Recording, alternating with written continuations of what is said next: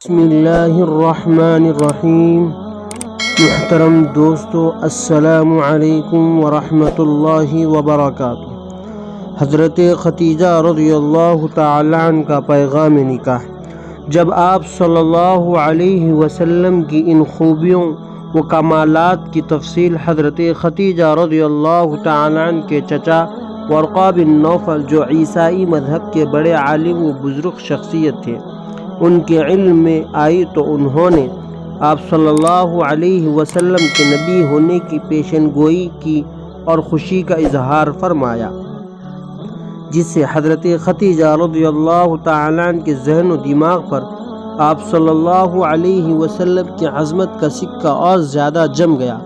انہوں نے چاہا کہ کسی طرح اس عظیم الشان شخصیت اور با اخلاق و شریف ہستی کو اپنے گھر منتقل کر لیا جائے اور انہیں آپ صلی اللہ علیہ وسلم کی شریک حیات بننے، ہر طرح خدمت کرنے اور سب سے پہلے مسلمان ہونے کا شرف حاصل ہو جائے۔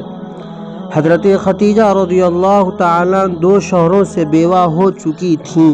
اس کے بعد بھی قریش کے بڑے بڑے رؤساء و شرفاء نے انہیں نکاح کا پیغام دیا تھا، لیکن اب ان کا دل تیسرے نکاح کے لیے آمادہ نہیں ہوتا تھا۔ اس کے باوجود نبی کریم صلی اللہ علیہ وسلم کے ان اوصاف جمیلہ، اخلاق حمیدہ اور غیبی نصرتوں سے متاثر و متعقد ہو کر خود نکاح کے لیے بے چین ہونے لگیں۔ انہوں نے اس دلی آرزو کو آپ صلی اللہ علیہ وسلم کی خدمت مبارکہ میں کسی پیغام رساں کے ذریعے پیش کر دیا۔ آپ صلی اللہ علیہ وسلم نے اپنے چچاؤں سے مشورے کے بعد اس رشتے کو منظور فرما لیا۔ خوش قسمت حضرت ختیجہ رضی اللہ تعالیٰ عنہ کے مکان پر آپ صلی اللہ علیہ وسلم کے چچا حضرت حمزہ یا ابو طالب نے آپ صلی اللہ علیہ وسلم کا نکاح پڑھایا اور 500 درہم یا 20 اونٹ مہر مقرر ہوا۔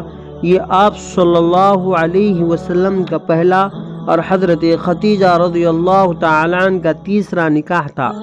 پھر جب تک حضرت ختیجہ رضی اللہ تعالیٰ عنہ حیات رہیں، آپ صلی اللہ علیہ وسلم نے دوسرا نکاح نہیں فرمایا۔ آپ صلی اللہ علیہ وسلم کی اولادیں بھی سوائے حضرت ابراہیم کے سب حضرت ختیجہ سے ہی پیدا ہوئیں۔ مزید واقعات سننے کے لیے ہمارے چینل کو سبسکرائب کر لیں۔ جزاکم اللہ۔ السلام علیکم ورحمۃ اللہ وبرکاتہ۔